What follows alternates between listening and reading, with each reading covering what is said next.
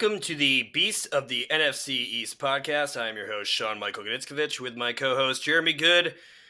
Jeremy Goode, another week with the NFC East. There's not much good, but I'll tell you what is good, which I think you know. Yes.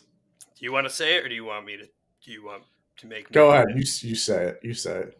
The Eagles are the only undefeated team, but there is some good that came out of this week, and it did not come from the Giants. It came from the Cowboys looking exposed, perhaps. Absolutely.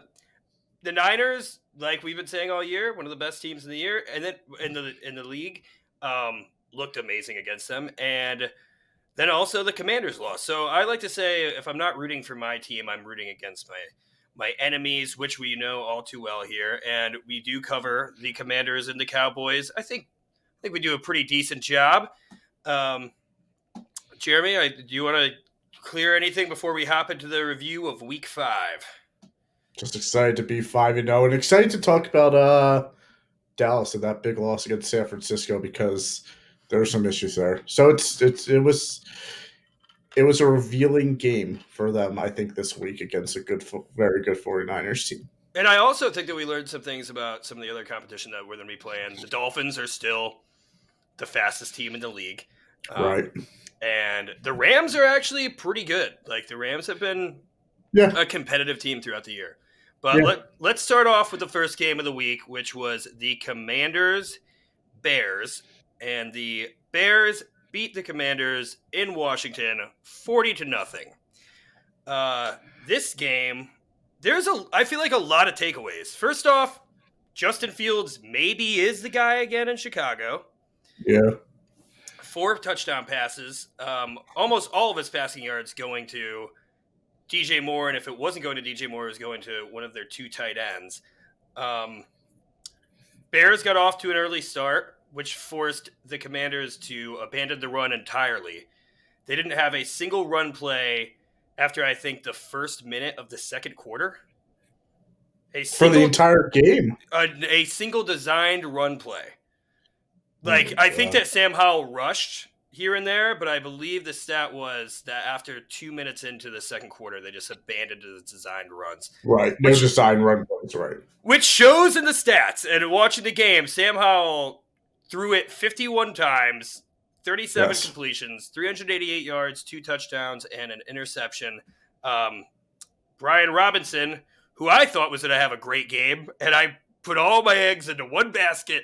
I was like, I'm going to make just one bet for Thursday Night Football, and I'm going to put it all on my boy B-Rob, who I'm starting in all my leagues. I love Brian Robinson, and they only allowed him to rush it 6 times for 10 yards. He was stuffed. So the run game really wasn't offering. What was the bet you put on B-Rob? Anytime I was making jokes with all my coworkers, I was like, "Yo, Brian Robinson, everybody book it. 2 touchdowns, 2 rushing touchdowns. Book it." But I only had one. I was like, I talk big, but in reality, I just did one, and I did like 70 rushing yards. I thought that was easily achievable because I think he put up decent numbers versus I think he had the touchdown at least. It was okay. Yeah. He was okay for going up against that defense. Sure, yeah. Some things that I learned, some very interesting stats about the Commanders. The Commanders look to have kind of had enough of Emmanuel Forbes. He was benched in the third quarter. Mm-hmm.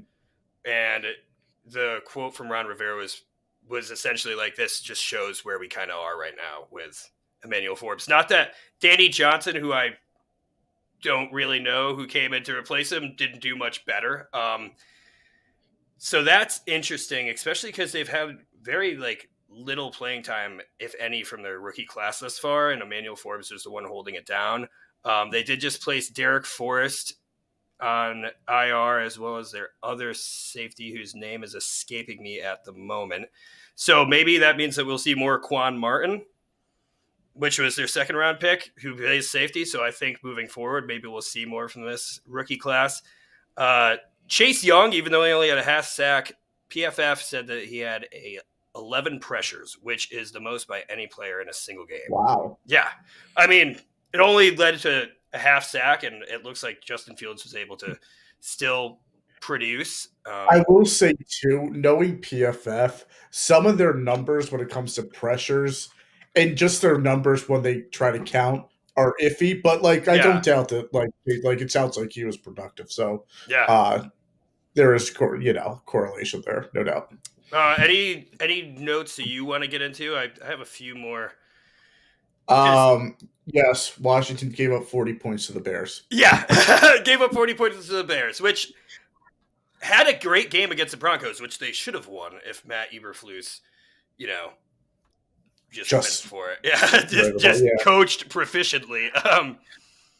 Yeah, I mean that's a lot of points to give up to a team that was 0-4 going into the week, whose head coach probably would have been fired if they lost that game. Who offensively, defensively, the Bears have just not been able to figure anything out all year right before Denver, to say the least. So the fact that the Bears finally put together a good 60 minutes, I thought the Bears would be better going into the season. I thought Yeah, they could put up some points, some offense. It looks like they did eventually yeah. I at, mean, at they're starting Washington's to click. at Washington's expense. I think it just shows that Washington's secondary is just atrocious. Yeah, It's but you can get away with bad second. Not well, you can't get away with bad, but like if your secondary isn't good, if your front line's good, hopefully that makes up for a shaky secondary because you'll get the pressures, you'll get sacks, you'll get and they hands in the did. face. Right. They did. But yeah, so just I mean, looking at the stat, like Fields was able to throw for 282, 4 touchdowns, uh, just over 50% completion, which wasn't great. But they had their way offensively. Yeah, I mean, and then like the Bears looked fun, and they also lost both their running backs this game. Roshan Johnson got concussed. Khalil Herbert caught that crazy pass Yeah, and twisted his ankle. It looks like he's going to be out for a couple games. yeah, It's just the Commanders were the only team that had the luxury of playing the Bears. Like out of the NFC East. yep. And this is a game everybody, even no matter what you thought going into the season about the excitement surrounding the Bears, the Commanders had this locked in. And this might be one of the games that keeps them out of the playoffs. Like it. Yeah, I think It was atrocious. It was like there was a chance to win this game when they came back, and then Ron Rivera, Riverboat Ron, who is no longer Riverboat. He's like it's more like he's Puddle Boat Ron, Paddington the Bear Ron, because he tried kicking it with Joey Sly, who did not make it. I don't know. Listen. You're after the game that you have, you're just trying to go for the throw. I would have went for that. I know that they abandoned the run, so like, what are they going to do on that? But I don't know. Maybe pass it to Curtis Samuel, who seems like one of their top options right now, running and receiving. doing a lot for them. Yeah, Yeah, that's putting it nicer to say that maybe this game comes back to haunt them for playoffs because they're just not a good enough team. I don't know what it is because offensively, I think that they can be playoff caliber. Defensively, there's a lot to like about their defense. Secondary holds them back, but it's more than that too. Like it's not just a secondary. There's something about this team where like they're missing. Like if they had it, they'd be a real team to flirt with the playoffs. And since they don't have it, like I don't know, top 7-win team maybe. I just don't think they're that good. Yeah, it doesn't help to be blown out by a Bears team that like had nothing going for them whatsoever. How does it make you feel though that the Bears were able to run up the score on the Commanders when it was a tight game with you guys last week? Yeah, I mean it's not great. But How does that feel? How does that feel? I feel like the more that like we see this season progress, the more like, okay, well then maybe they weren't as good as we thought, or maybe they were. So let's be real. You guys really have not. The Eagles. Who would you say is the hardest team that you played? I mean, and then we'll get back to the Commanders. Thus far, would you say? I mean, the most difficult game was the Commanders, but I would say that that was the most Rams, difficult. maybe Rams or who do we play with? No, not the Bucks. No. Yeah, Rams. Yeah. Maybe if Minnesota could win games that they're supposed to, I'd say them. But yeah, I'd say Rams. Yeah, Minnesota's still.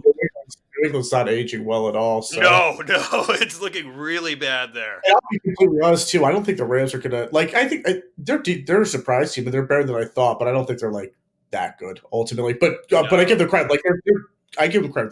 They're a good team. Offensively, they're a good team. Defensively, they're very young, but they can. If they don't let teams get too happy, they can hold them a little bit. But, they're an okay team. I don't know how well it's going to age later on in the year, but for now, it's just a strong win. Yeah. But let's going back to the Commanders. Like I mentioned, Curtis Samuel looks like at least their number 2, like clearly. Jahan Dotson has just not been getting the targets. This is another game where Curtis Samuel is number 2, this time behind Logan Thomas, who had a good game. 9 receptions for 770 yards, touchdown. Curtis Samuel gets a touchdown. And this isn't new. Curtis Samuel was great in Carolina for Ron Rivera. Yes. And was honestly pretty good last year too, surprisingly, especially with Jahan Dotson missing time. So, I mean, is it going to make a difference? No, but it is, I think, something as a Commanders fan. Like, if I enjoy Curtis Samuel. I'm rooting for Curtis Samuel. He's not like somebody that I'm like, he's you can be creative player with him around the line of scrimmage. You can do end arounds. He runs good routes, has good speed, catches the ball well, and can find himself in the end zone. Yeah. And DJ Moore, looked phenomenal. He said he was very anxious before. I got to get more nervous before these podcasts, dude. So that way I score 3 touchdowns a podcast. High performance. Dude. Yeah. That was, but that was a great game by him. And even, TJ Edwards, that nice linebacker.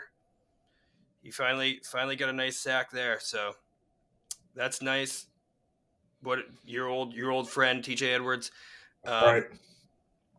Yeah, but I mean, Sam Howell, it's funny, like he took 5 sacks and it seems like it's kind of like an accomplishment because that's, I think, the least amount of sacks that he's taken in a game this season. Unreal. Yeah. And that's just crazy. Like Ron Rivera also had a stat saying that, or not a quote saying that maybe they've put a little bit too much on Sam Howell's plate, which I saw that a few hours ago. Yeah. And, but like I don't know. Like I guess to come to Riverboat's defense here. Yeah. If you're Washington, I get the situation, but like, why not like throw everything at him and see? Because you ultimately have to decide: is he the guy? And I think the best way to do that is to be like, here's a full offense to go through. This is what we expect. Give it your best. Not give it your best, but we want you to win. Yeah. And if it doesn't work out, you go into another quarterback. Yeah. Because it seems like there's so like. I think that you ride this out. Like, I know. Oh yeah. They didn't get the win. Abandoning the run, I don't really love it. Obviously, they weren't that productive. You're not going to win. You're not going to win in the NFL doing that. Ever.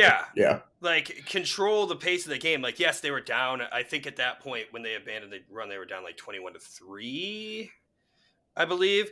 But yeah, I think it was like 17-3. But Sam Howell didn't look terrible. Like, against the Bears team that like you should be producing on, but I mean, almost 400 yards. The one interception was sloppy. Still, and he's spreading the ball around too. It's not like he's like only like Terry McLaurin's not even getting that many yards. I mean, he had 4 receptions for 49 yards, but he's spreading the ball around. I mean, even Jamison Crowder's getting targets. John Bates, Logan Thomas, like Brian Robinson, he's checking down to him out of the backfield. I mean, if I'm a Commanders fan, if you're a Commanders fan, for me, I'm still riding Sam Howell. Oh, I would too. There's nothing wrong with him. It's a tough situation. He's had a few good games. Yeah. But if I'm riding him for the rest of the year, this is a test for him for the rest of the year. Yeah. Oh yeah. And then it comes down to, and this is a conversation for later on. I know some people in the Giants community, we're already looking towards a draft. Some people, I am not. But probably should.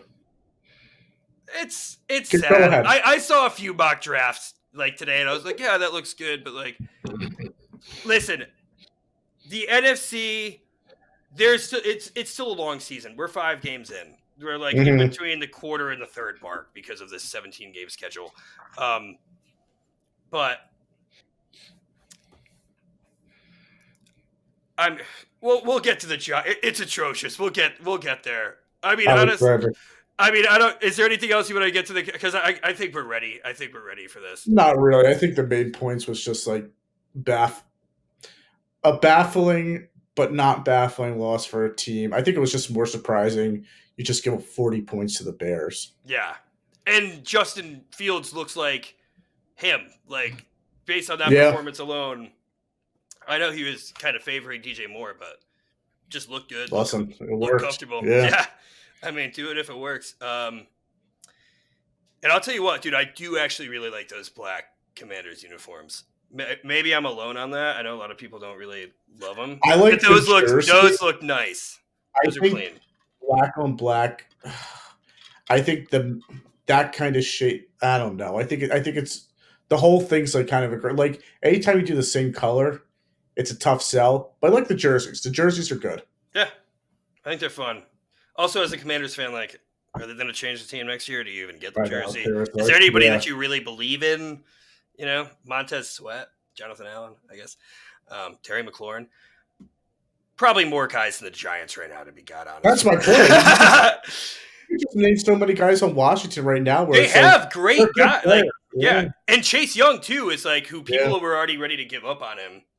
He's healthy right now and looking good. Like, I think he's had – I mean, he only had a half sack this game. I'm sure PFF gave him a full sack.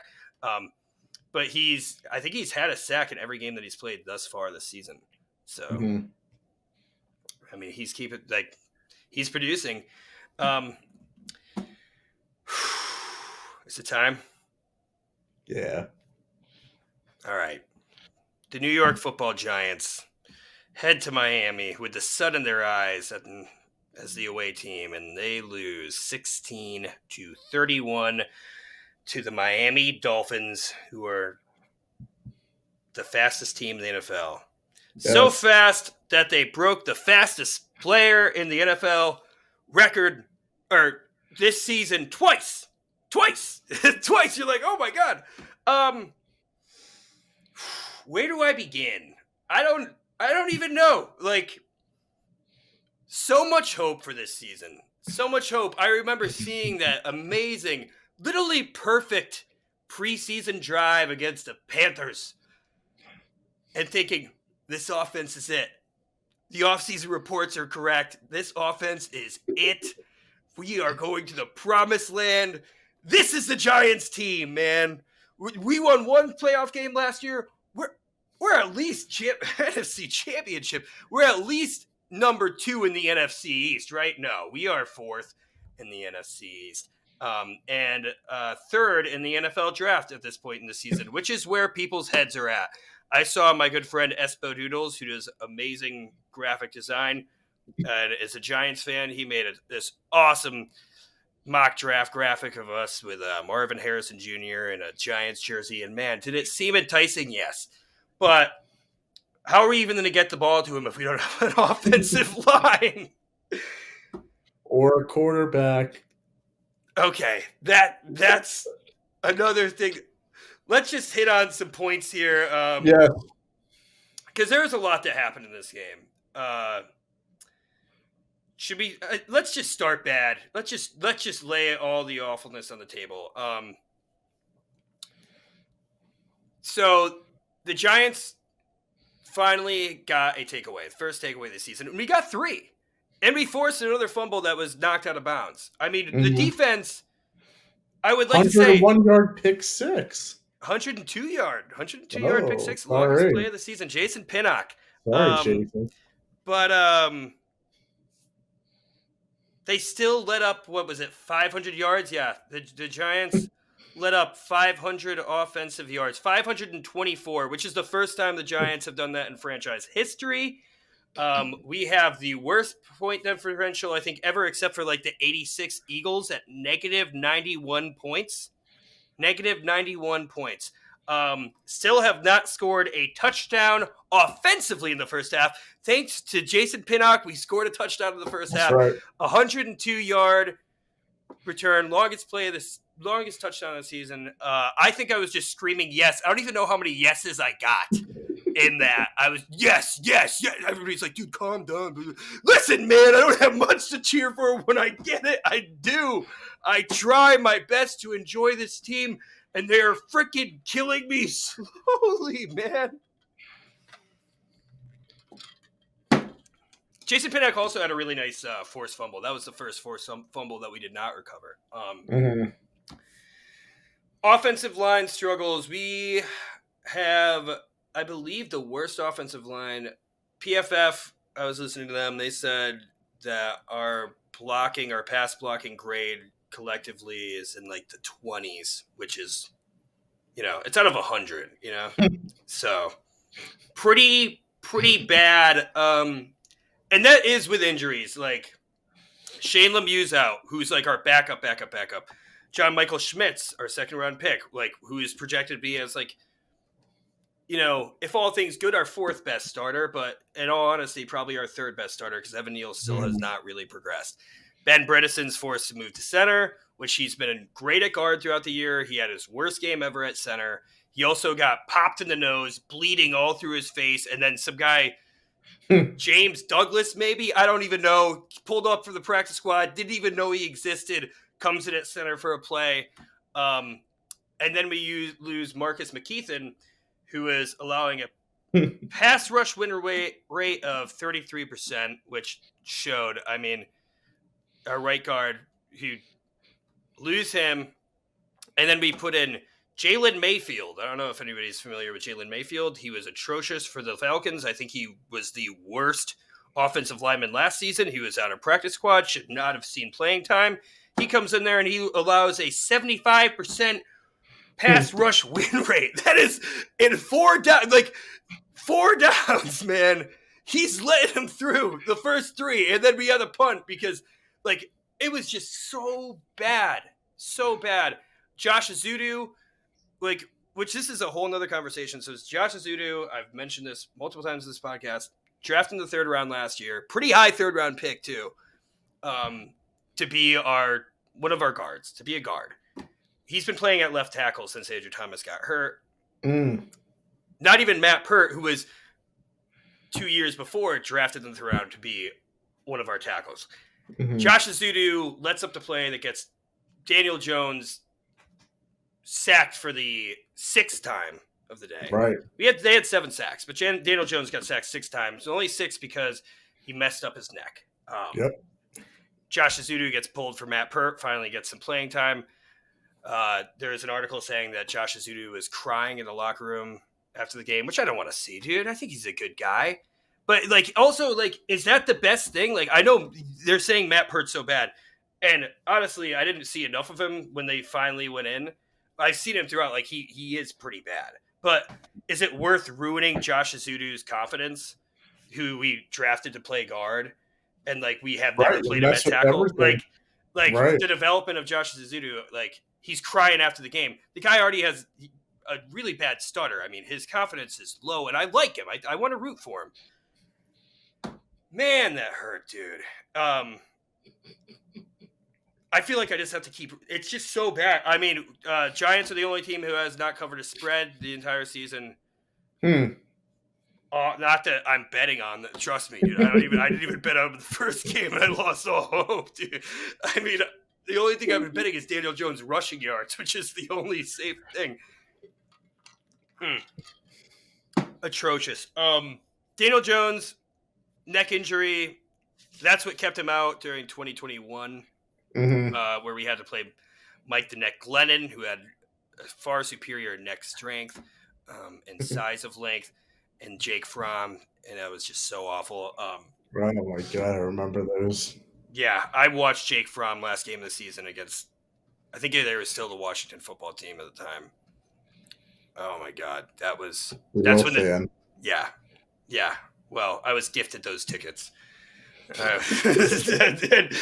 I accepted them happily, but it was still Cheap fan correction. yes, yeah. I think those tickets were going for $5 game day. But let's get into it. Darren Waller finally had his first decent game. He missed like a nice touchdown. He missed 2 catchable balls. I mean, they were decent coverage, but like being our superstar, like you kind of expect him to get those, you know. Mm-hmm.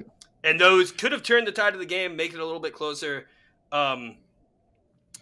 He had 8 receptions for 86 yards. I think he was targeted 11 times. We finally saw Eric Gray, our 5th-round running back pick. He averaged 2.1 yards per carry, I believe. Yep, 2.1 yards, yeah. But he ran hard. He had this nice, like, 25-yard run, but it was a holding call on Ben Bredesen. And honestly, Ben Bredesen did save that. Like, he probably would have been tackled right there if Ben Bredesen didn't hold, which I'm always like, you know. He ran hard, though. I liked seeing him finally. Like I said, the defense played pretty awful considering they let up 500 yards, but like they fought. Like it was could have given up more points, honestly. Yeah, I mean they're the reason why we were in this game. Like I'm not blaming the defense was one of the reasons why this game was watchable for me. Is rooting for that defense. Kayvon Thibodeau gets another sack. Xavier McKinney punches out the ball.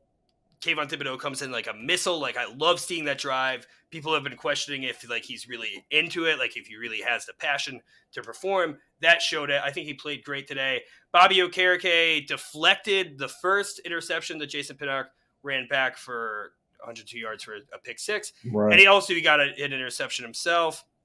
A couple tackles for loss. I wish he did a better job of trying to defend the run against Devon Echan, who was just running all over. I don't think he ran for less than 10 yards every time that he ran. That's at least what it seemed like. 11 carries, 151 yards. Yeah. Sorry, I feel like I've just been ranting, Jeremy. I don't want to put you. Listen, it's okay. Just a few points I see. I think it's tough for this team when Saquon doesn't play. Mm-hmm. I think so. I'll even start before this. Yeah. You're starting Daniel Jones, who has some ability and has some talent. Mm-hmm. The problem is he hasn't been playing that well throughout the entire year. For whatever reason. There's been, the second half of the Cardinals game was historic. Okay. Stat-wise. Yes, against a D3. Okay.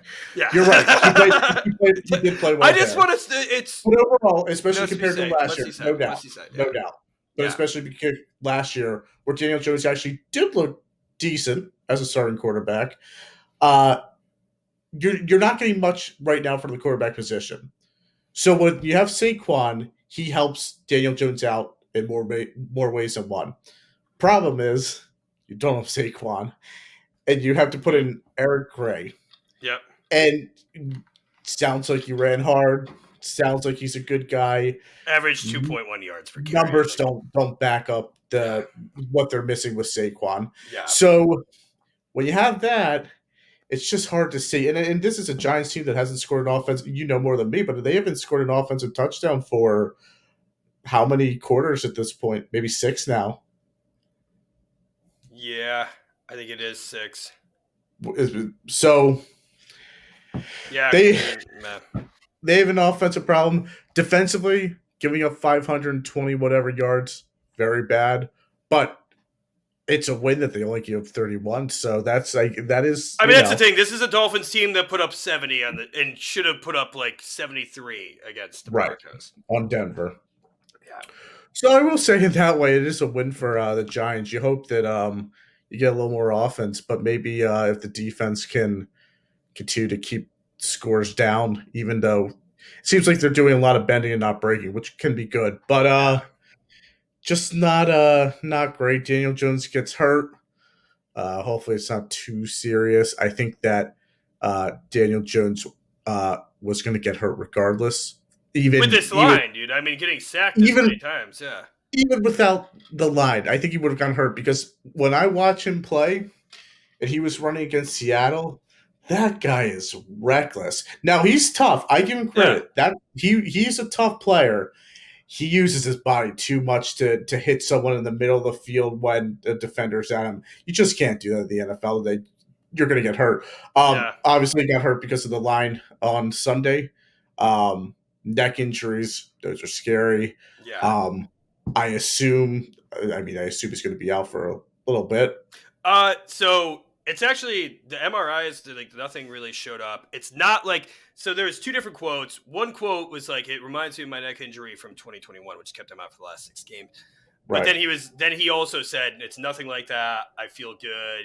He feels Yeah. great right now." So the last report I read, it's optimistic he's going to play versus the Bills.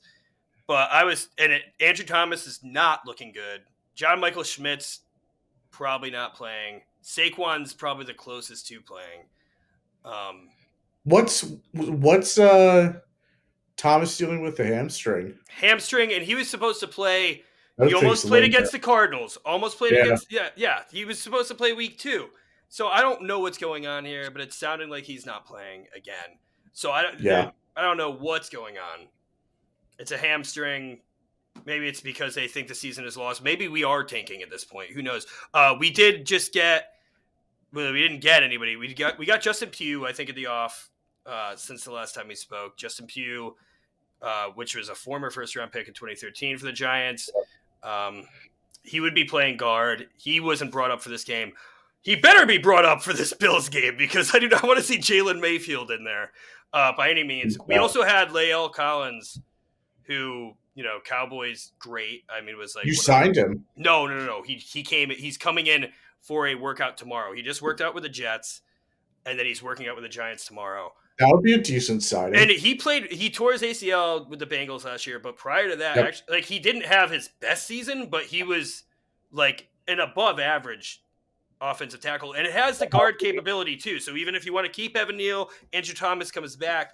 I don't know what we're going to be paying him, but even if we've given up hope, which honestly, I know this sounds awful. I haven't given up hope on being a playoff team. I have not. Not all hope.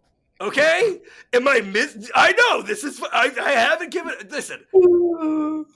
I've seen the NFL do crazy things. I've seen these Giants teams who look.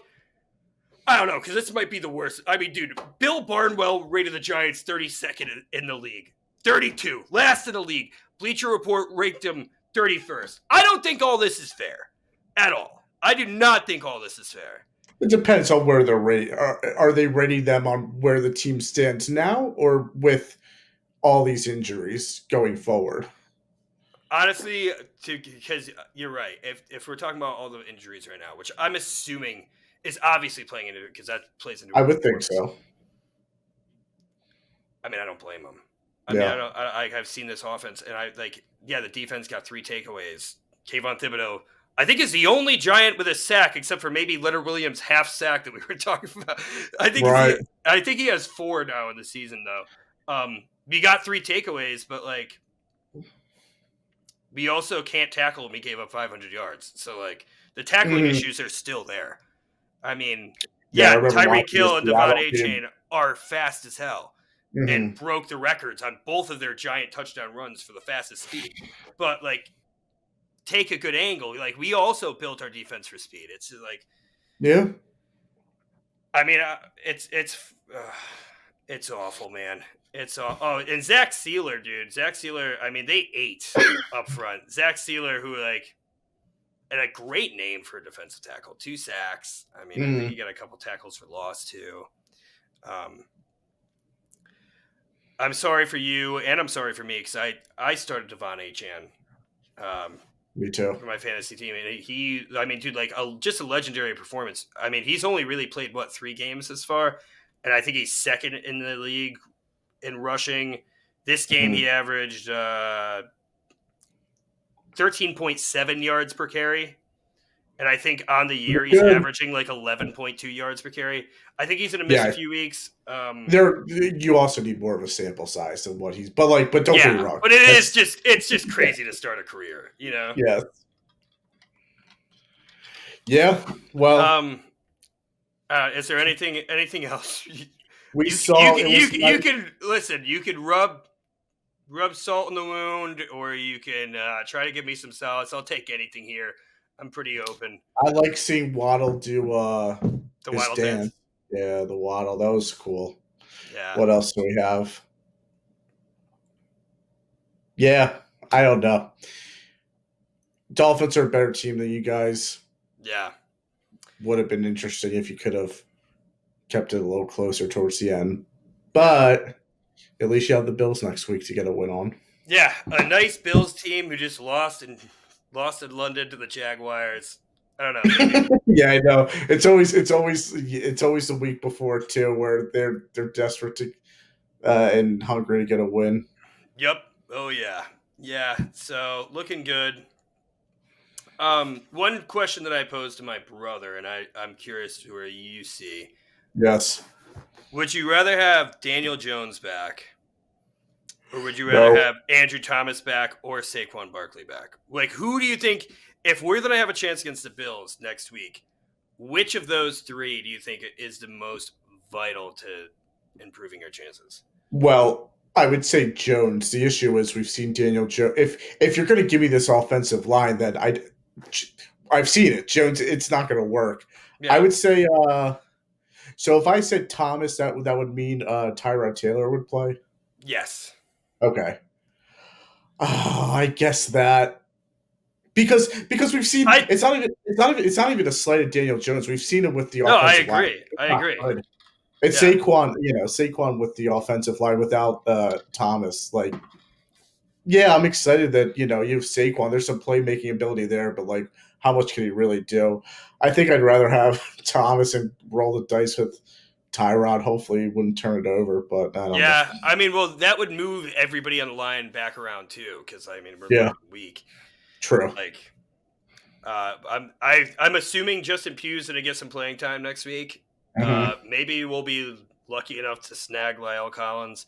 I don't know if he'd be ready to play by Sunday, but based on our linemen that we have, I'm sure Lyle Collins coming off the street is probably better than Jalen Mayfield hanging I out in would our think so. I practice can't squad. believe he hasn't signed yet. I thought he would I have think he was signed. just cleared just recently, Oh, I see. so I think that's kind of where he's at.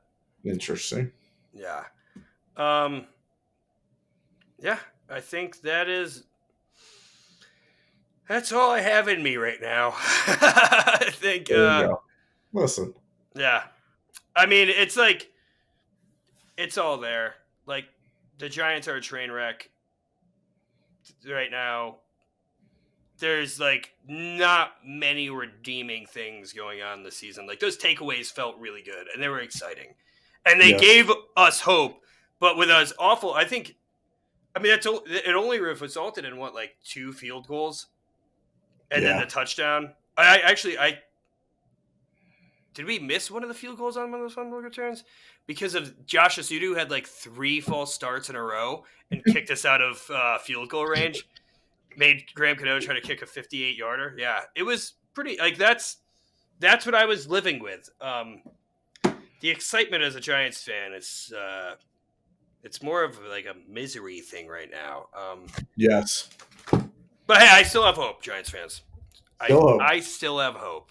I still have Gotta hope. gotta hold on to hope. If Saquon comes back, Andrew Thomas comes back, maybe we sign La'el Collins. Who knows? We might be able to turn this thing around. I mean, just give Joe Montana a call. Tell Tom Brady to take 15 years off his life. Why not? Yeah, I saw this really dumb take by I don't know who it was. It was some radio guy who's like, Giants get the #1 overall pick. Bill Belichick comes to the Giants. They draft Caleb Williams. I'm like, dude, what? How much time do you have on your hands where you think that this is worth saying on air? Like, Twitter's crazy, or should I say X? Some of these people are just yeah, wild. It's funny. yeah, yeah. But I think that's enough there for the fans. I don't even think Giants fans really want to relive it anymore. So let's get to the next game. The Eagles go to SoFi in Los Angeles, and they beat the Rams 23-14. But it did look like an Eagles home game, I would say. No Very doubt. much so like an Eagles home game. Jeremy, Really this is was. your expertise. I will let you take it away here. Well, ladies and gentlemen, another game, another win, another cover, another win by 2 scores. Eagles did what they had to. They went on the road. They went out west, which is tough for East Coast teams. They controlled the game throughout. Defensively, they were great. Anytime, I've always said, Sean, you know this, anytime you give up 17 to 20 points in an NFL game or less, I consider that a great performance from your defense. It's too easy. It's just very easy to score in the NFL today, Yeah. unless you're the Patriots offense, because they might be worse ever. But hey, Giants offense too, dude. I mean, thanks for excluding us, but I'm gonna be honest, it's bad. Regardless, they go on the road. They hold them to 14 points, 2 touchdowns for a Rams team that I think both would agree decent this year. And offensively, I think you can make the case. I don't know if statistically they were top 10, but they in some ways they look top 10 just for their weapons with Nakua. Now they have Kopp back. Yep. Higbee's good. Williams running back, and Stafford is capable enough at this age. He's had to change his game a little bit around, but he's still looking good. Still looks good now that he's healthy, yeah. Settled for a few field goals. I didn't love the last field goal the Eagles kicked, though. Made a 2-score game with 4 minutes left, around 4 minutes left after a 6-minute drive. Don't have an issue with kicking a field goal there. Wish they would finish a few more drives, though. Jalen Hurts threw an interception in the end zone. Not a good play. I like the aggression, the aggressiveness. Not a good ball. Balance, though. We saw DeAndre Swift had 70 yards on the ground. Jalen Hurts finally running 72 yards on the ground, and Hurts threw for over 300 yards. Goddard had over 100. Good. A.J. Brown had over 100 again for the 3rd straight game. I wish they got Devontae Smith going a little more. He had 1 catch for 6 yards. Jalen threw a few to him, but also missed him pretty badly on a few other passes. Decent. Jalen Carter, 2 sacks. Hassan Reddick had back-to-back sacks in the game. They did what they had to. The NFL is hard, as we've seen. There's only 2 teams that are undefeated, the Eagles and 49ers. So, you can't beat yourself over winning. You'd like to score a little more than 23 points. I think that's where, when you settle for 2 field goals in the middle of the game, if you give yourself 8 points for the 4 you missed on the first touchdown, 4 on the second, you're looking at 31, which would have been a little better. But you take it. I took a few notes. Let's see what we got here. I actually took some negative notes. All right. Well, I'll tell you what. While you're looking through there, I will say this. This is definitely the best performance by Jalen Hurts, which I know you mentioned his numbers. Still had the interception, though. Bad pick. I know because he had the clean build, no interceptions, no fumbles last week. Right. Definitely the best number. This is the best running game we've seen by him. Rushing touchdown, 72 yards. Looked good. DeAndre Swift, even though he didn't have his monster game he's been having, still looked efficient. Consistent, yep. What was the deal with Devonta Smith? It's just didn't get him. It was a game that A.J. Brown and Dallas Goddard were just throw me the ball. They actually threw. I think Devontae finished with 5 targets, but there were a few balls behind him. They just weren't in sync, which it happens. You want to be a little more productive. You want to get him going a little more. So I blame Jalen a little bit on that, just because I don't think Devontae Smith or A.J. Brown should ever have 1 catch for 6 yards. Yeah. But alas, when you have the production that A.J. Brown and Goddard had, you can see that someone might get left out a little bit. I just still think that 1 catch for 6 yards is low. Yeah, that's crazy. Yeah. But when you win, it's you can't really nitpick. No doubt. And I'll give the Rams credit. The Rams, they tried their hardest to make sure that Eagles players didn't get behind their secondary. Did a pretty good job. A.J. Brown was able to beat them up a little bit. But in terms of Devontae, they weren't able to get Devontae past the secondary. So they did good work there. What other notes? What other brutal pick? Yeah. Quez Watkins is just so awful. Yeah, There was a first down he could have had, and then he got tackled at the line. It was just so bad, and that's when they had to settle for a field goal. Um, uh, yeah, again with the Morrow had an interception, or Cunningham had an interception, went off his hands. The linebackers, they just got to work on catching the ball. But it was a good environment. I mean, California has a lot of different NFL fans, a lot of transplant Philadelphians. yeah, It's a good win. yeah. It definitely looked like an Eagles home game. My boy Puka Nakua with the Yes, first game playing alongside Cooper Kupp still right. looked great. Still looked Yeah, great. 7 catches, 71 yards, and the touchdown. Cooper Kupp didn't miss a stride. I think a lot of people forget because Cooper Kupp missed time last year how great he was before, but I'm pretty sure he was like the best receiver while healthy last year too. yeah, So Cooper Kupp is still that guy. 8 receptions, 118 yards. yeah. I He's good. think it's kind of funny because like first game back after IR, great game statistically for Cup, and Yeah. even it's a great game in general. I think if you're the Eagles, I think if you're looking back, you're like, we'll let him have it because they were giving him every in break, which I didn't love because it was Mm-hmm. they were moving the ball really well with that. At the end of the day, if you look at it, uh, no touchdowns, 8 catches for 118 yards for Cup. It's a productive day for him. I Yeah. think it helps. I think the Eagles might be pretty satisfied because like it wasn't more, and it's like Cup's gonna get his anyway. As long as he's not getting in the end zone, might be a win. So hard to Yeah. say. I mean, you don't want to make it a pattern, but when you're playing talented players like that, in some ways, I think the Eagles just said, he's going to beat us. Let's make sure we focus on everyone else. But Nakua also had a good game. Yeah. Nakua had a good game. And I mean, you guys shut him out in the second half. The That's Rams right. also shut you guys out from a touchdown in the second half, though. How do you feel about that? Yeah. I think there were points to be had. I think they left points on the field. Again, with 9 minutes left, the Eagles took off 6 minutes and then kicked the field goal to make a 2-score game. I assume they would have scored a touchdown if they weren't focusing on just ending the game. Of Mm-hmm. course, you can't technically assume that, but the way the Eagles were Yeah. moving the ball, the Eagles. This is a good point. You remind me of this point. The Eagles had around like 465 yards of offense, so it's like everything's there. It's just about them like finishing in the red zone, I think, Yeah. but it hasn't been them yet. Hopefully, it doesn't. But the yards are there. They're moving the ball. Just finish in the red zone a little bit more. Yeah. Um, Kyron Williams honestly had probably one of the better days rushing against the Eagles. You might have I had the mean, best. 53 rushing yards, but average 4.1 per carry. I mean, It's not Jalen, bad. yeah. Jalen Carter continues to dominate though, and Yes. those 2 sacks. I think he had 2 tackles for loss too. I think Yes. he had 4 quarterback hits. I have it somewhere over here.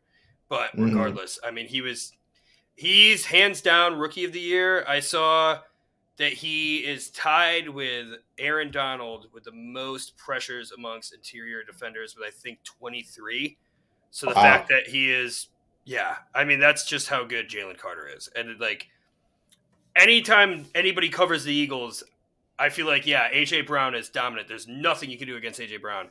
Jalen Hurts is still, still great finding his footing, but Jalen Carter has been such a talking point. Like, Yeah. He's good. and it's like a lot of people knew coming out of the draft.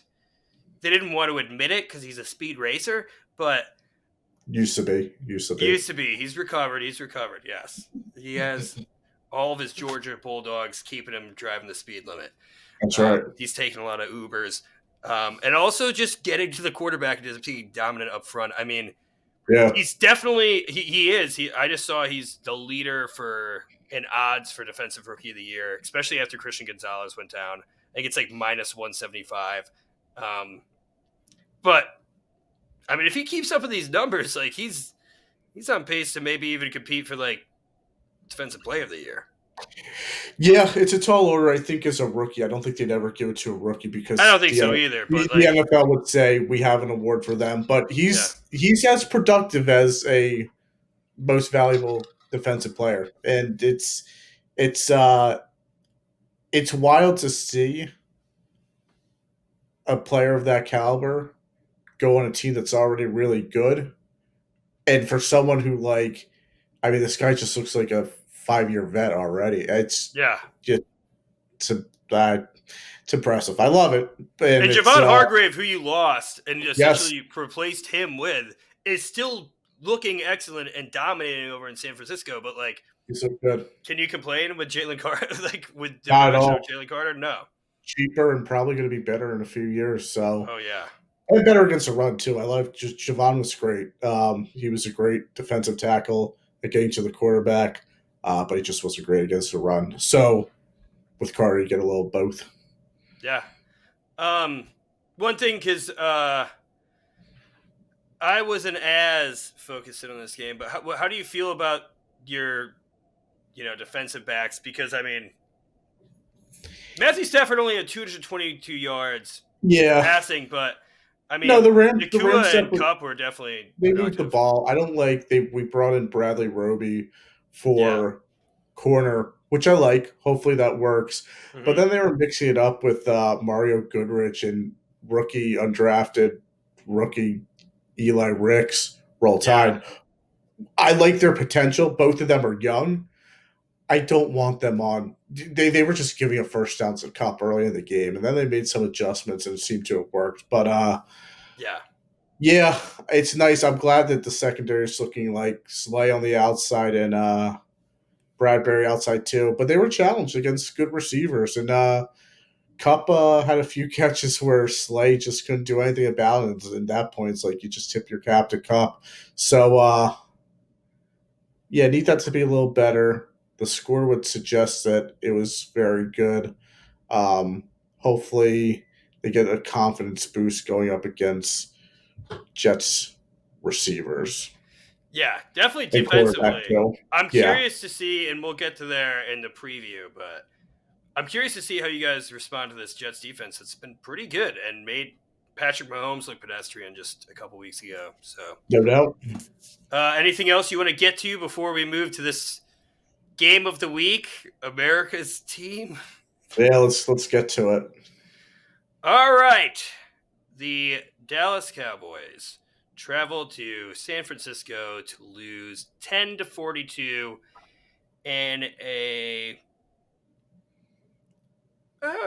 eye-opening, embarrassing. I don't know. I feel like after you lose to the Cardinals in that fashion, and then you pick it back up, and then get blown out by the Niners. What are your thoughts on this? I was watching this game.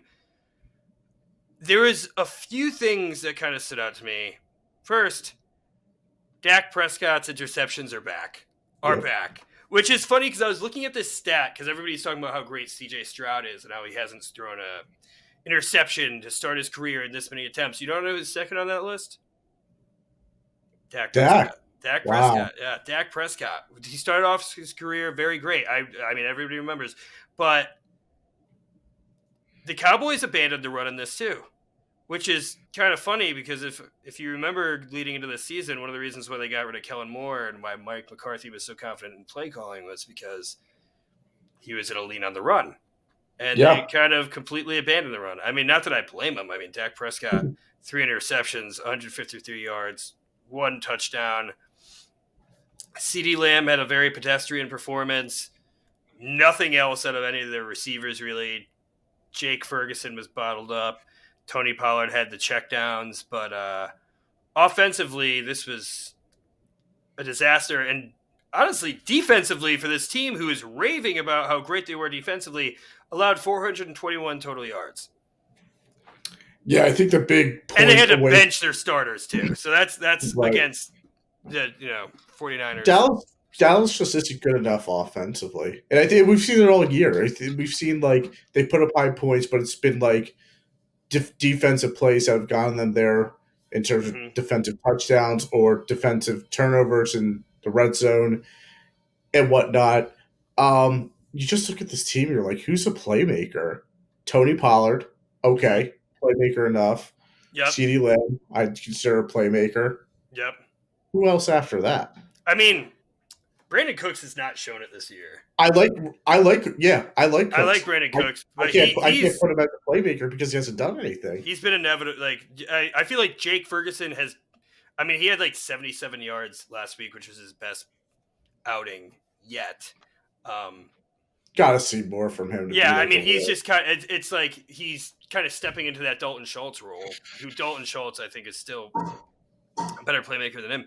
Yeah, and I mean, look at this. Like, they had no production rushing. The best rushing play, I think, was a Brandon Cooks running play for 6 yards. I mean, right.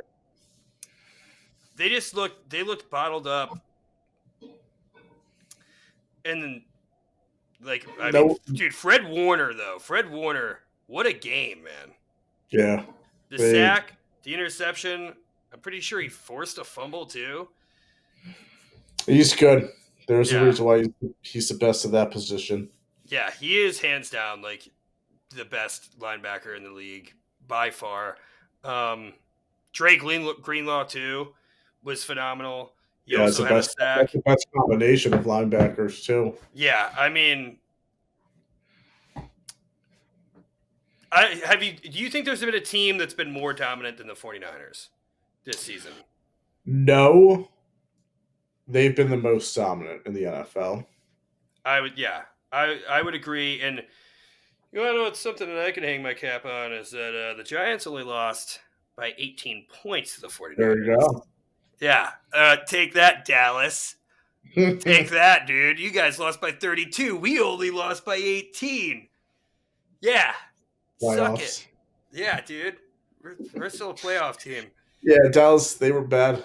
There's no way to beat around it. Bad game, bad team, bad coaching, bad Terrible quarterback. coaching. Yeah. Terrible quarterbacking. Some highlights. George Kittle, dude. Everybody. George Kittle is like one of everybody's favorite players. Great Little Caesars commercials, hot and ready. And I'll tell you what, his undershirt was hot and ready for that celebration. It's a nice F Dallas. A good flashing. I love a good flashing. And I kind of like a little bit of that controversy that raised. Micah Parsons, which, by the way, dude. Debo. Listen, leave the podcasting to the professionals. Me and Jeremy have got it covered, Micah. You don't have to go whining about George Kittle flashing his T-shirt after a touchdown. And Debo responded on the Kay Adams show, and he was like, because Micah's like, oh, you want to make it personal? You better get ready for the next time we play you. And Debo's like, I would be terrified to play us again after that. It'll be worse, I think he said. Yeah. It'll be worse. Yeah. And Jerry Jones even said, he's like, hopefully the Niners have to come through us. That was before the game because he knows they're the best team in the league. Yeah, I hope I still think the Dallas Cowboys are going to make the playoffs. Like they have that ability. Right now they have the record. They play enough bad teams where they'll win. Yeah, but I think it's going to be closer to like a cusp wildcard team than it is going to be competing for a one seed for sure. I think it shows you who they are. Mm-hmm. A team that's not good enough, nothing good, really great with them offensively, and then defensively against good teams, they get smacked. Yeah, I mean, like destroyed. Yeah, these Niners are cocky, and Brock Purdy looks that good. Like 4 touchdowns, 252 yards. Like, does he have the elite talent around him? Yeah. Yes, he does. On both sides of the ball, too, I'd add. Yeah, definitely makes it a little bit easier. But even Juszczyk got he got a nice touchdown in there too. Nice to see a good fullback touchdown. Always rooting for a good fullback touchdown. Yeah, they're one of the only teams that utilize it too. Yeah. Hey, Giants fullback tight end Chris Myrick. I met him in London this time last year, and I partied with him back at Temple. So Temple. shout Let's out go. to Temple tight end Chris Myrick. But anyways, moving on from my glory days, and moving on from the Cowboys' glory days of thinking that they were one of the best defenses in the NFL. Not me. Not me. Yeah, no, you never believed. I did because of what they did to us, but I think I realized that you're learning two things: the Giants' offense is terrible, Cowboys' defense is decent and better in the rain. Yeah, I mean, I don't know what other takeaways really there are from this. Like, I think yeah, we said it. I think Dak's that's not very good. That's a takeaway I've had, but I've had that takeaway for several years now. yeah. But also, I mean, like the Dallas defense. I mean, they, like I said, they let up almost 500 yards. Yep. Micah Parsons was not the dominant force that he is. You can avoid him if you're a good Yeah. offense. You can When you can dump it off. Yeah. Yeah. And another thing that was kind of fun that I don't think we mentioned in the preview pod was like Dan Quinn versus Kyle Shanahan. Right. The old Falcons front from the Super Bowl years back. Shanahan certainly won this one. Definitely did. And two blew the last one in the Super Bowl when they were up 28-3. I think that was Dan Quinn too. So sorry, Dan Quinn. Unreal. Yeah, but to Parsons too. Yeah. One of the things the Eagles did in the NFC Championship last game against Nick Bosa, they just ran on the other side to avoid him, and something you could do with against Dallas, just keep the ball on the other side of Parsons, and you can kind of keep him out of the game. Yeah, I do want to say one prior to this week, and I think this has changed, but I know that PFF had only one team with 3 players rated in the 90s and above, and that was Dallas. There's only 3 other teams with 2, and that was San Francisco, the Dolphins, and 3 players. Who? What? Who are these 3 players? Do you want to guess them? Pollard. Nope.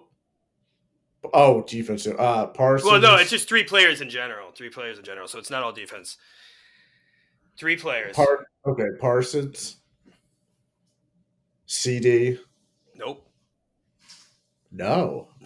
I mean, this is PFF, so they're grading them based on their play style, not on stats, like how well they play their position. Zach Martin. Close. No, Zach Martin. Not Zach Martin, but it's close. Oh, Smith. Tyler Smith, our guy, second-year guy. Yeah. Tyler Smith. Parsons. This last one's gonna shock you. He's a known player, but they're corner Bland or whatever. Close, but no. But he is very highly rated. I don't know how he performed. Gilmore. Nope. I'll give you one more guess. I don't want to because they have a lot of players that this could be. Jeez. It is on the defense. Okay. Loud player, obnoxious. Oh, you gotta give me more of a hint. That could be the entire team. Loud, obnoxious. Definitely was more dominant. Kind of. I thought it was falling off. Diggs. What? Diggs. No, because he. I guess because he's hurt. Yeah. But I mean, he probably did. No, it was DeMarcus Lawrence. Oh. DeMarcus Lawrence. Yeah. Still, he had it. That's this year. That's this year. I guess he's been that good. I mean, like just probably getting pressures and like. I guess, yeah. You know. Wow. Interesting. Yeah, but he's always been the biggest shit talker on the Cowboys, at least against the Giants. So like, I want to see him fail. But all right, I think that wraps up a very interesting week 5, where hey, you guys are 2 games up on the division now. It was nice. It was nice to get a little more breathing room from San Francisco. Yeah. Well, no, I mean San Fran's still with you, but from Dallas. Right. I mean, division wise in the standings. Yeah. That's fair too. Yeah. Mm-hmm. Yeah. So I guess the first game of next week. Let's get into it. I think that's actually going to be Commanders Falcons. Okay, they're 1:00 on Sunday. Yep, 1:00 Eastern time. They are going to be in Atlanta. The Falcons are 3-2. The Commanders are 2-3. Desmond Ritter's coming off the best game of his career. Desmond Ridder also is what I think 32-0 as the home starter, dating back to high school, and they're playing Uh, at home. Interesting. Okay. Yeah. Let's use high school stats to make to. Oh, well, go to college too. He never lost in college at home either. Wow, So, there you go. or as the starter in Atlanta. So, Interesting. um, Makes you wonder how many bad teams he's played against when he was with yeah. the Falcons. I mean, hey, dude, it's also he barely started last year. But that Yeah. was, I mean, a Texans team that's kind of feisty. They played well Yeah. against. Yeah. They looked abysmal against the Lions. They looked abysmal against the Jaguars. So, like, I could see the Commanders, especially coming off that loss to the Bears, coming in defensively as strong as possible.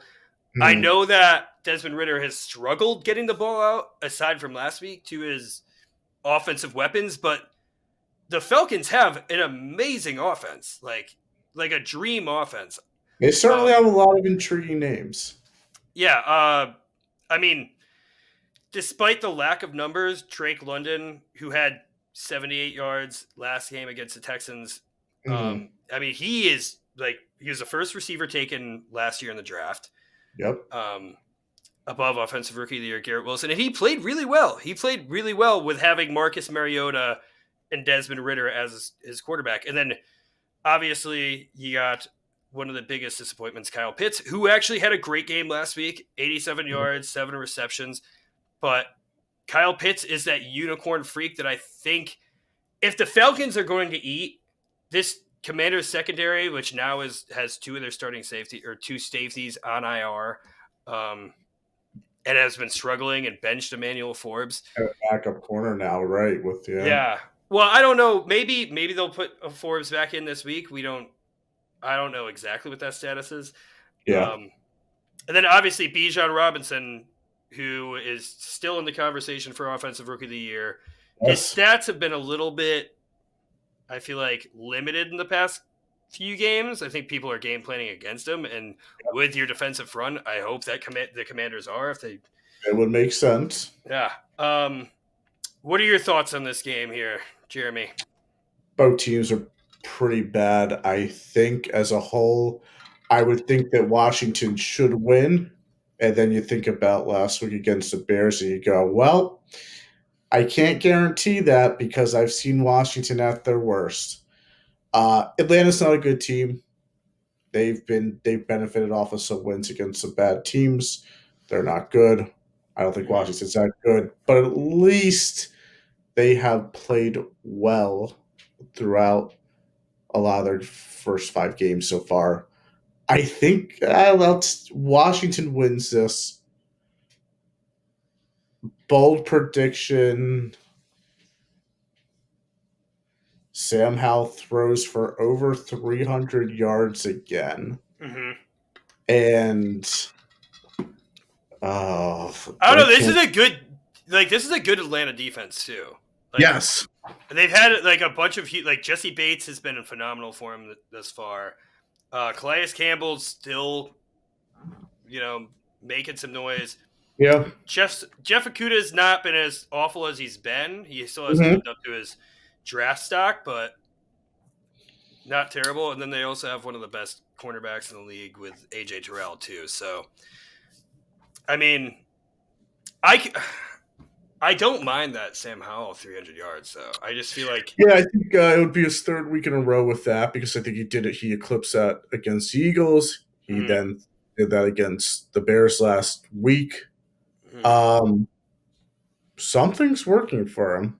Yeah. He does have talent around him, but he's made some throws against the Eagles. He stepped up and made some pretty impressive throws too. So I think that continues. It's a matter of how many picks are going to go along with those 300 yards plus, but I think he'll continue his throwing streak. Yeah, and I think the Falcons have been pretty good against the run. Excuse me, this season. Mm-hmm. So I think maybe they will. Hopefully, they don't abandon Brian Robinson and forget that he can run the ball out of the backfield. Yep. I'm going to say, I like your bold prediction, and I would probably double down on that, but I'm going to say this is the least amount of sacks Sam Howell will take this season.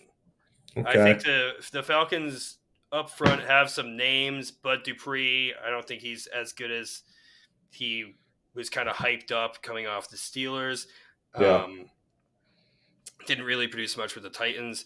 In between, Calais Campbell's great, but like his pass rushing, he's still not like he's getting up there. I wouldn't doubt if Calais Campbell gets Sam Howell once this game, but I'm thinking under 3.5 sacks for Sam Howell.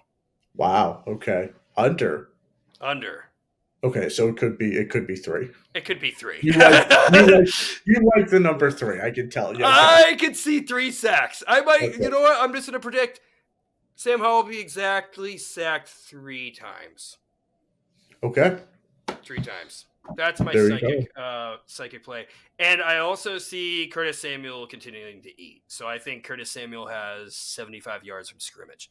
Do you want to double down on the Sam Howell sack take and say because of the fact that he's only going to be sacked 3 times, or quite frankly less, they will win because of that?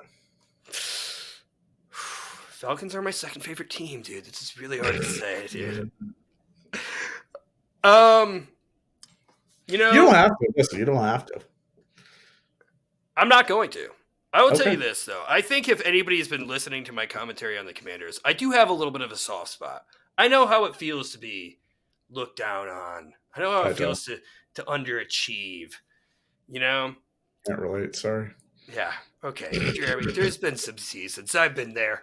Yeah, I think it's going to be a close game, and I'm going to go the Falcons 24 and the Commanders 21.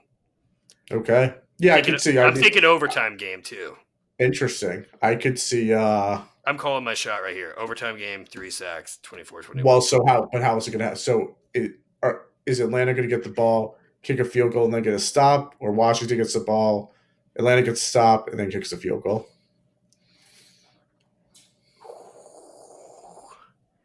I think Washington gets the ball. And I think Jesse Bates gets an interception. Holy smokes. We've heard it here first. I mean, hey, I maybe I'm getting a little creative here. I think I am. I mean, I could see Atlanta winning this game. They're a weird team who have collected already 3 wins out of 5. So, and they're going to play a team where they could, get their 4th next week without question. So, yeah, we'll see. Yeah. Let's move on to the second game, which is going to be the Giants not the Giants. I meant to say the Eagles at MetLife playing the Jets. And this is fun too. This is a second straight week where none of the NFC East teams are playing at the same time. So they're all playing in separate slots. Wow. Okay. It's kind of fun, Yeah. Especially if you're a fan to watch it all and see like we are where we're taking it in. Jeremy, I'll let you go here because this is your Eagles, so I'll let you start it off. Appreciate it. The Eagles are going to win. Start off hot. They're gonna have a tough gauntlet in the next few weeks for around a month. But if Rodgers were playing, I think it could be interesting. I marked this down as a loss when Rodgers was healthy. But Rodgers isn't healthy. Zach Wilson's the quarterback. Their offense, Breece Hall had a game last week after being MIA for a month, it felt like. Garrett Wilson's good, but they have difficulty getting him the ball. I don't see how I shouldn't say that, but I think the Eagles win. I think they win comfortably. Jets will play defense, but oddly enough, the Eagles will play their most complete game offensively against the New York Football Jets this week. That's my bold prediction. How does that look? I will say over 34.5 points. And they will be, I guess they'll have more than 4 touchdowns. Offensive. Right. So. Okay, you know what? I've also been watching this Eagles team, and Yes. I've been kind of keeping up with these Jets, who are feeling a little strong. Almost beat the Chiefs in prime time, and Zach Wilson had the best performance of his career. He was Yes. definitely a little bit sloppier against the Broncos, even though they did get to beat, Sean Payton. Nathaniel Hackett got to stick it to Sean Payton after he said all those jerky, mean comments about him being an So awful mean. coach. Yeah, come on, man. It's the NFL. Have a little bit of It's also dumb manners. for Payton to say that, but Yeah, I mean, yeah, I just can't wait. I don't know. I hope that Kevin James movie where he plays Sean Payton during the Bounty Gate. Does that come out yet? Like, I heard it was supposed to be oh, being it's made. out. I Oh, saw it's it. out. You saw it? Is it good? Bad. Yeah. It's bad. Yeah, I'll probably skip that. It's spooky season. I have too many It was Halloween movies to watch. Taylor Lautner's in it though too. Is he? Who does he play? The coach, the actual coach, Oh, really? and Sean and Kevin James takes over because Oh Taylor my god, wasn't cutting it. that's But I will say Lautner. Oh, I mean, he was great. great. Yeah, that's Yeah, good. yeah. Yeah, I was a fan of the Twilight movies. Moving on here. I don't know. I think that this Jets defense is something to be a little bit nervous of. I know that the Mhm. Cowboys put 30 on them, um, but I feel like they're getting a little bit more a little bit more hype. Like people are starting to believe in Zach a little bit more. Mhm. Um, I think that Jalen's going to be stifled. I could see another sloppy game from Jalen. And I could see him Mhm. having productivity. Like, I don't doubt that A.J. Brown and Devonta Smith or even Dallas Cowboys, one of those guys goes off for 100 yards. But I see interceptions in your future. I'm feeling psychic right now, man. I don't know if Mm. it's just Halloween or what, dude. Wow. I think the Eagles still pull out, but I think this is close. And so be as brutal as you want with my the Bills and the Giants, because I'm making this one close for you. I think it's going to be a one score game. I'm going.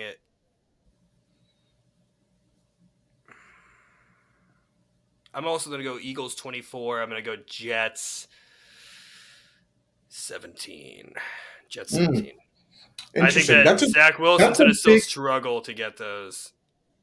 Yeah. Yeah, I think that the Eagles would take, obviously they'll take a win regardless. Any NFL team will take a win, Hmm. but to win by 7 on the road against that defense, I would think that would be, it's still a 1-score game, but still, it's a strong. I still think that's strong if that were the case. Oh, so you think that I should have given the Jets a little more points? I thought you were going to. I thought it was going to be a 4 or 3 point game with the way you're Yeah, talking. I was like, yeah, but I just did 24-21 the other because I do feel like it's gonna be that close.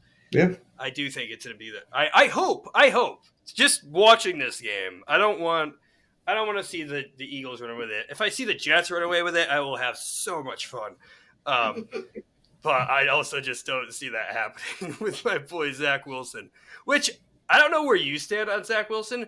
He went from like being hated because he didn't live up to the number 2 pick hype, and then Yes. he had sex with his mom's best friend. And everybody's like, that guy's kind of a dude.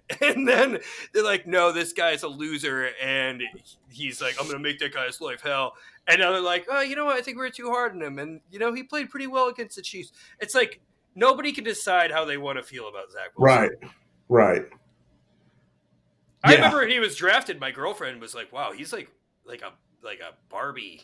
Yes. I mean, There's but some talent. There's some talent, but there's also, he played at BYU too, yeah, which says something about the competition. Fred But Warner though, BYU legend, and Puka Nacua.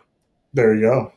Sorry, I just That is true. That is true with Puka. Yeah. yeah, yeah, but um, yeah, Brees Hall too. Like, I'm curious to see Dalvin Cooks. I feel like that has been bottled up. I think that Brees Hall just had an amazing game, and Right. he was pissed when he was shut down against the Cowboys. I think you might see a little bit more Brees Hall, but against this Eagles run defense, I don't. Yeah, that'll be. We'll see with that balance. Yep. But he has that breakaway ability too. Even coming off that ACL, he showed it last game. I think he had like a 60-yard touchdown running last game. Mhm. So we shall see. Garrett Wilson's still amazing. Alan Lazard's able to get some stuff. Yeah. That's kind of it for like a receiving core that I thought was going to be really good with like Elijah Moore and Corey Davis, who like aren't even Corey like the Davis. biggest names. Corey Corey Davis Davis retiring. retires, and they trade Elijah Moore because didn't they trade him before the Aaron Rodgers trade? I think so. Yeah. Okay. Yeah. Yeah, they gotta get some more talent to catch the ball. Good start with Garrett Wilson though, but yeah, they need more. Yeah. Yeah, I agree there. Anything else you want to get into this game? Did we already do our bold predictions here? My bold prediction was that the Eagles would have their best offensive game of the season, and that would look like 4+ offensive touchdowns. All right, my bold prediction is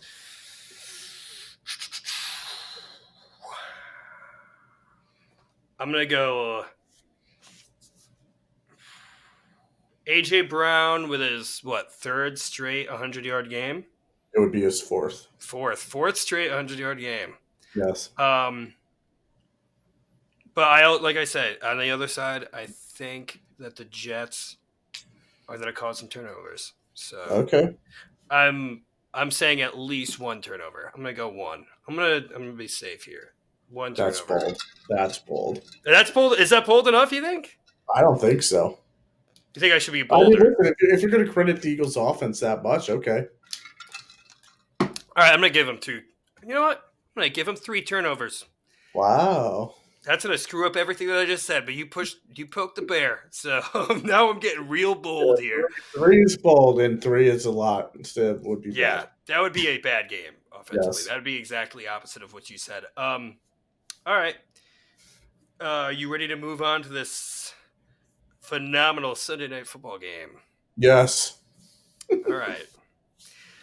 The New York Football Giants will actually play a game in New York, upstate New York, that is, in Buffalo for Sunday Night Football.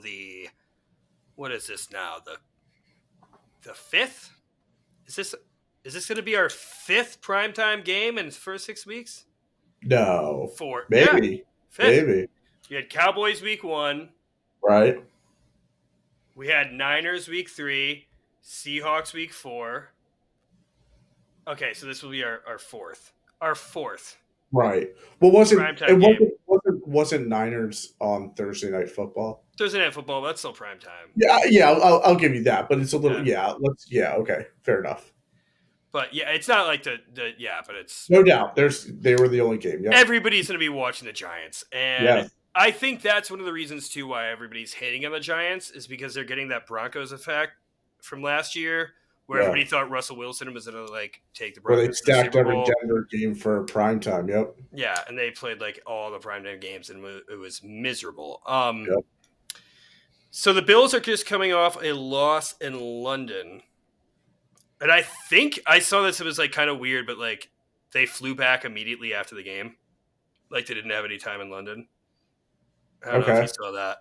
I did not. I mean, that kind of goes with their gives them more time back in the States to readjust. I would think they're going to be at home. Buffalo's going to be great. My brother will be at the game, so look for Nick on the Jumbotron. It's the Bills have suffered some injuries that kind of level the playing field. I think that Von Miller is going to be back for this game, but by leveling the playing field, I mean just makes it a little less worse. I don't think it's leveling the playing field because with our injuries, the way we've been playing, they're going to be needing a lot more injuries. You want leveling the playing field, you get the University of Buffalo's team to play the Giants. Yeah. 100%. Even I don't even know if we could beat the Colorado Buffaloes right now, to be honest. But no, we're probably not going to have Andrew Thomas back. Daniel Hmm. Jones is optimistic, but with how Brian Dable has been optimistic with everybody else for the past 4 games, Right. it could be Tyrod. Who knows? John Michael Schmitz probably won't be playing. So that's 2 of our starters there. I don't know what's going on with Marcus McKeithen. There's a good chance that we have 2 offensive linemen that were like qualified as starters Hmm. going into this game. Which, yes, Von Miller I think will be back. Matt Milano's gone right now for Buffalo. Tre'Davious White, I believe, is also out for the season. Yeah, my God. Yeah, which like 2 of their stars, but I mean their pass rush for Buffalo is still amazing. They still have Ed Oliver, who is a first-round pick, who's a great defensive tackle who can still rush the passer. They have AJ Epinenza, one of the guys who they drafted in the top of the second round when they were just drafting edge rushers nonstop. Gregory Rousseau, another great pass rusher that they drafted. And like I said, I think and Gregory Rousseau, I'm pretty sure, was a first-round pick. And then Von Miller as well. Jordan Poyer is still over there. Micah Hyde's still over there. I mean, they have an amazing defense still in Buffalo, even with those injuries. Like I said, the Bills are coming off the loss to the Jaguars, which, like, in one way shows, hey, they're beatable to the Jaguars, who we beat last season, and we're not too detached from that team that we were last season. And on the other hand, you're like, these guys are pissed off. They're at Right. home on Sunday night in Buffalo. There's going to be that crisp Buffalo fall breeze, I feel. Bills Mafia. I don't even. It's hard to predict this game, not knowing if Saquon's going to be there or Daniel Jones. I think it's safe to say this is actually. I believe this opened up as the largest spread all season. What was the number? And I didn't even look. I didn't even. You want to guess? So you want to guess it? My guess, because I think I've seen a 9.5. Double digits. It is. Oh my God. No, I know. I'm guessing. Because I just saw that it opened up historically as the largest spread. I didn't even look at it yet, but let me pull this up just for the fans. Jeremy, what's your guess on what the spread's going to be? I would say 9.5 because we've seen 10-point games. You know, That's what I thought I've seen. An NFL number, but in differential, and then so to think about like 10.5. I don't know, but. It might be 10.5. I mean, think about it. The Giants have the largest point differential at negative 93. Wow. So, man, it's just like, this sucks, dude. Oh my God, dude. Oh, dude. You want to know what the spread is? It's 11.5. More. Oh my God. It's 14.5. 14. Oh my 14 God. points. You don't see, that's what the Giants have come to. They've become the biggest joke in the NFL. Like, this is why they're rated last in everything. And to be honest, if I had to bet my life on this game, I would buy points for the Giants because I don't have my heart in me to bet against them. But damn it, dude. I think that line, so bad. That line suggested Daniel Jones is out, Andrew Thomas is out, and Saquon Barkley I think is out. so too. Although if that's the case, it probably should be more. It's a Tyrod revenge game in that case. Yeah, there we go. Who did they get rid of him for? Josh Allen. I don't think we have to go too far into this. I hope that the Giants defense can solve their tackling woes. I hope that turnovers continue because Josh Allen is susceptible to turnovers. So I hope that continues. That's going to be one of our only ways we are going to win this game is if our defense can tackle again. Because guess what? Like, Stephon Diggs and Gabe Davis are no joke. Not to mention their tight ends. Dalton Kincaid is great. Dawson Knox, I met him. I served him a drink. He was drinking John Daly's for me this year. Good guy. Man. But I don't know how our linebacker, like, Bobby Okereke needs to be on it. We didn't have Mike McFadden last game. Isaiah Simmons did not look amazing in coverage either. He looked bad, yeah. Yeah. So we're going to have to get some takeaways. Josh Allen can get Aaron. We're going to have to rush the passer. Like, we're going to need another Kayvon sack. maybe Azeez Ojulari will wake up from this slumber, but I'm pretty sure he got injured again for the millionth time because his hamstrings are made of freaking paper and potato sticks. It's just like I don't know what to do, man. I don't know, dude. So your prediction and your bold. My bold prediction is that Kayvon Thibodeau will get 2 sacks because that's what I'm hoping. Like I'm hoping. I think that he has been showing up too. I think like he's had like a sack in the past 3 games because he got the first sack against Seattle and he had 2 sacks. Yeah. Mm-hmm. Or no, I think he got a sack against Brock Purdy too. So I think he's has 4 in the season. So 3 games. So 4th game in a row with a Kayvon sack. I not just that. I want to see him good in the run game too. I mean, they kind of have like that plethora. James Cook has been their guy. Damian Harris has been seeing a lot of rushes too, and Latavius Murray is still getting rushes because he's just like always going to be somewhere in the NFL taking people's carries away. Yeah, I'm going to say that. And you know what? I'm going to get real bold. I think the Giants are going to play with some pride and they're going to be pissed off. And I think we're going to hold the Bills to only 24 points. And I think the Giants will score. Even with Tyrod, I think we're going to find some way. I'm going to go 24-14. Bills beat the Giants. And we cover that spread, baby. There we go. I'm not going to waste much time. Giants are going to lose. I don't know what. They're not good. They're not fun. They're very injured. They're going against a really good team. It is what it is. Bold predictions. The Giants will get off their team bus. They will play this game. My second bold prediction. Dude, this season's been a nightmare. Yes. I could see this, like, just something happen. Like, it's been. I can see gentlemen's sport when they say, "Yeah, everybody get healthy. We don't have to play." Just forfeit. Yeah, they have to play Daniel Jones. We'll move on. Actual bold prediction: Stephon Diggs over 200 receiving yards. Jesus Louises, dude. Okay. Listen. Deontay Banks playing pretty decent. Uh-huh. I feel like they're gonna have Deontay Banks on Stephon Diggs for some reason. I feel like that's I don't know. I could see him. I mean, dude. As much as I want to argue with you, because I actually do like.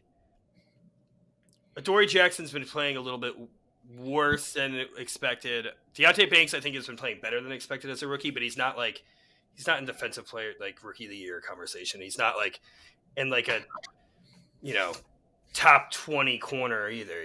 He's been playing better. I want to see a good game out of Deontay Banks. I have faith in him. I don't think that's going to happen if we put Deontay on Diggs.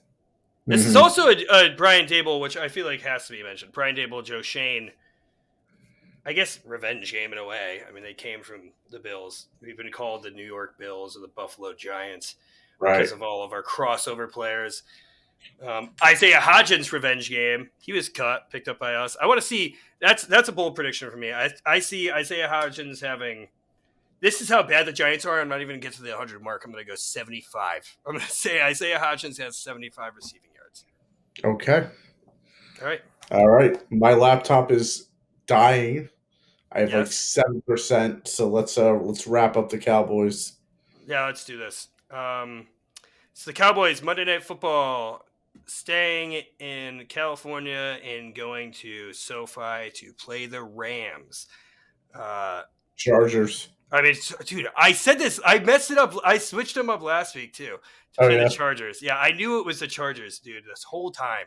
I'm thinking Chargers. I'm thinking Mike Williams is out in my head. Yes, to play the Chargers. Monday Night Football. Let's get to it. It's a Kellen Moore revenge game. And, this is the actual revenge game. Because Mike McCarthy swore by how great his offense was and how Kellen Moore was the issue. and vice versa.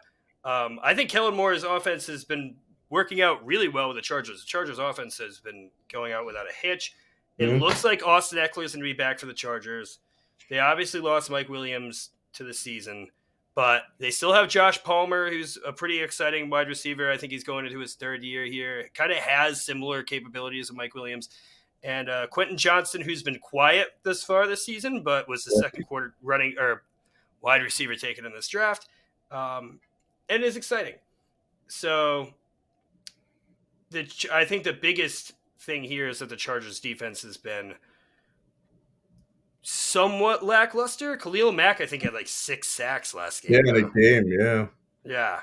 So, I mean, Jeremy, I'll let you go, and then I'll let you take your predictions, and I'll go from there.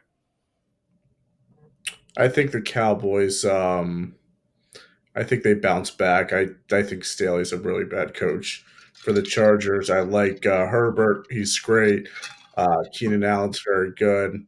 Chargers just they've been the same for the last few years. Good. They'll make it to the playoffs. Fold. Nothing special. It's in LA, but I'm expecting more Cowboys fans too. I think that, and I think the Cowboys are probably just better than the Chargers. It hurts to say. My bold prediction, uh,